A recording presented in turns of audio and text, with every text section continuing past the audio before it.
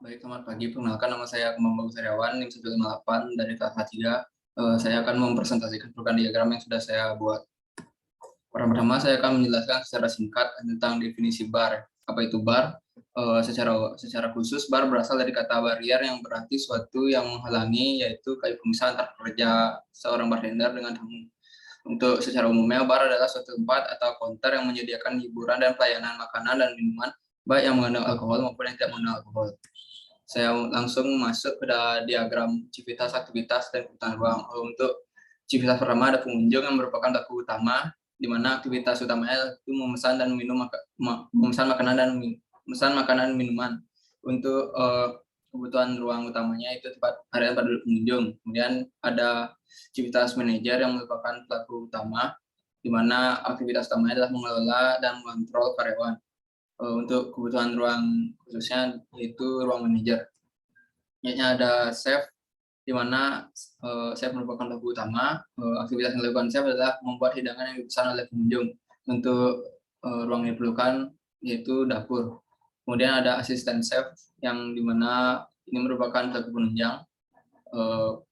Aktivitas utamanya adalah untuk membantu pekerjaan chef, di mana kebutuhan ruangnya masih sama yaitu dapur. Kemudian ada bartender, merupakan pelaku utama, di mana aktivitasnya merupakan membuat minuman yang dipesan oleh pengunjung, dan untuk kebutuhan ruang utamanya itu area bar. Kemudian ada waiter atau waitress, di mana ini merupakan pelaku utama, dan juga aktivitas utamanya yaitu untuk melayani pengunjung yang datang ke area bar.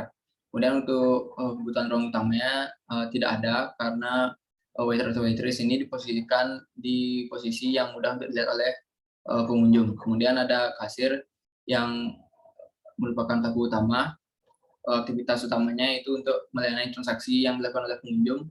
Kemudian untuk kebutuhan ruang utamanya itu area kasir. Yang terakhir ada security, di mana tugas utamanya yaitu menerima laporan dan memberikan informasi, dan juga mengamankan area bar, di mana untuk kebutuhan ruangnya yaitu ada pos security. Kemudian saya masuk ke program ruang. Untuk mempersingkat waktu, saya sudah sajikan juga dalam bentuk diagram lingkaran. Untuk lantai 1, ruang-ruang yang tersedia pada lantai 1 ada kasir, itu ada, dan juga bar, ada tempat duduk pengunjung, ada dapur, ada storage atau penyimpanan, ada ruang manajer, ada ruang pegawai, WC umum, WC pegawai, dan pos security.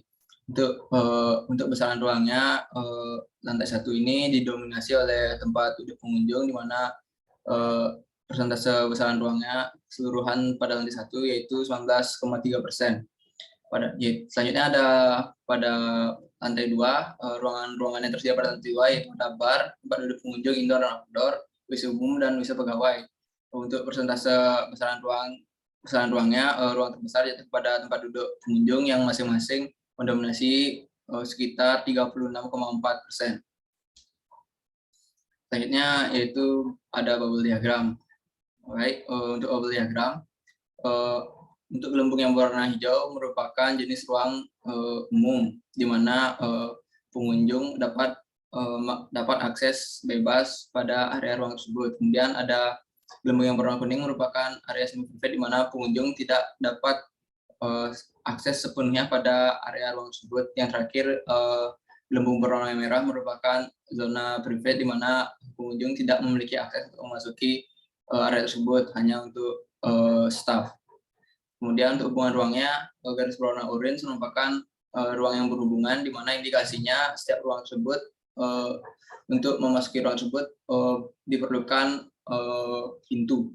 Kemudian garis berwarna biru merupakan hubungan ruang yang berdekatan, di mana indikasinya pada antar ruang tersebut tidak ada sekat yang membatasi ruang tersebut. Kemudian yang terakhir ada garis yang berwarna merah merupakan hubungan ruang berjauhan, di mana pada rancangan saya ini saya merancang yang berwarna merah ini bangunan beda masa.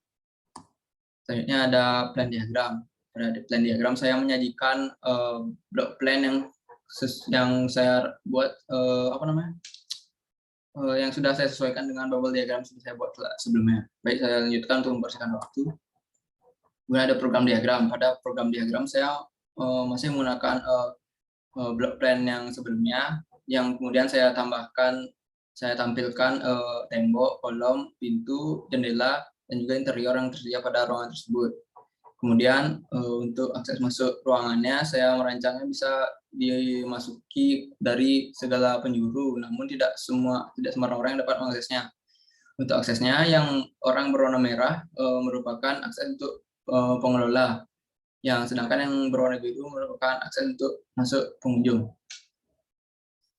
Selanjutnya ada sirkulasi diagram. Sirkulasi diagram, untuk tampilannya saya masih menggunakan gambar sebelumnya, cuma saya tambahkan pola sirkulasi.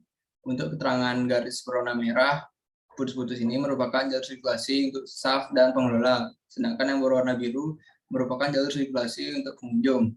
Untuk sirkulasi horizontalnya saya menggunakan pola linear, dan untuk yang vertikal saya menggunakan tangga sebagai penghubung antar lantai.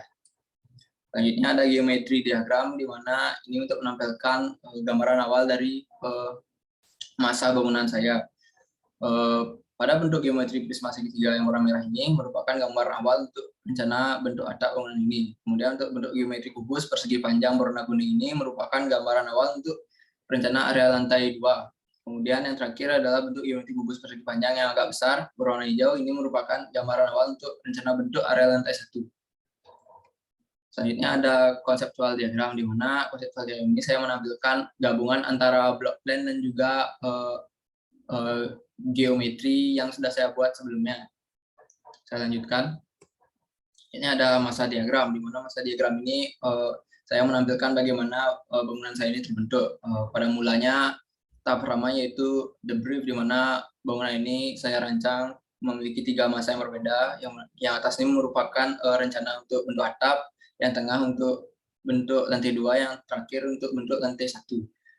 Kemudian tahap kedua ini mengalami meshing atau mereka saya kelompokkan. Kemudian masuk tahap 3, tahap push, di mana pada area atap dan lantai 2-nya saya dorong masuk ke dalam untuk membentuk area balkon pada lantai 2 yang akan menjadi area tempat duduk pengunjung outdoor. Kemudian saya lakukan tahap pull, di mana saya lakukan penarikan pada area balkon dan juga membuat teras pada lantai 1. Kemudian tahap terakhir saya lakukan cutting untuk membentuk atap. Kemudian pada bagian kanan ini merupakan bentuk final dari masa bangunan saya. Bangunan saya ini merupakan bangunan monolit dengan lantai 2. Selanjutnya ada struktur diagram, di mana struktur diagram ini sudah saya bagikan upper strukturnya, substruktur, dan substrukturnya. Pada bagian upper struktur, saya menggunakan rangka atap baja ringan. Untuk kuda-kudanya saya gunakan baja IWF. Kemudian untuk superstrukturnya saya menggunakan baja utama material baja IWF dimensi 35 x 15 cm, dan juga menggunakan kolom baja IWF dengan dimensi 40 x 20 cm. Untuk substrukturnya saya menggunakan seluruh beton bertulang dengan dimensi 40 x 20 cm, dan menggunakan fondasi telapak dengan dimensi 150 x 150 cm dengan kedalaman 3 meter. Selanjutnya ada aksonometri diagram. Pada aksonometri diagram ini saya menampilkan gambaran 3 dimensi dari gambar denah 1 dan lantai 2. Untuk keterangannya bisa disimak lebih lanjut. Untuk mempersingkat waktu, saya lanjutkan. Selanjutnya ada skala diagram, di mana skala diagram ini saya menampilkan bagaimana besaran-besaran ruang yang saya rancang. Untuk untuk jarak bentang, ini saya menggunakan ilustrasi lantai 2, di mana jarak bentang lantai 2 yang terjauh itu bentang 4 meter dan bentang terpendek yaitu 3 meter. Kemudian untuk jalur sirkulasinya saya merancang akses untuk sirkulasinya itu kira-kira 1 meter. Kemudian untuk luas area bar 7 x 4 meter, luas area tempat duduk pengunjung outdoor dan indoor masing-masing 4 x 14 meter, luas toilet umum 3 x 4 meter, sedangkan untuk toilet pegawainya hanya 2 x 1 meter. Selanjutnya ada kontekstual diagram, di mana kontekstual diagram ini saya mencoba menampilkan bagaimana bangunan saya merespon keadaan lingkungan sekitarnya.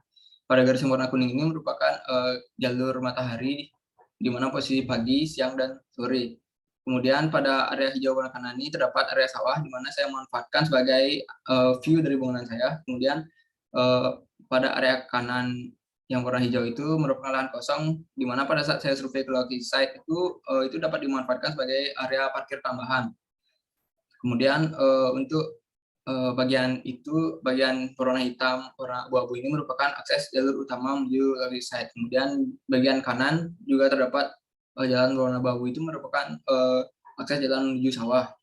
Kemudian untuk meredam kebisingan dari jalan raya, saya sudah merancang, saya tanami pepohonan di pinggiran site. Kemudian area ini merupakan area parkir pengunjung dan ini merupakan posisi di mana pos security-nya. Baik, sekian presentasi dari saya. Saya mohon maaf apabila masih banyak kekurangan pada diagram saya. Saya juga minta maaf apabila saya ada salah kata. Saya akhiri, selamat pagi.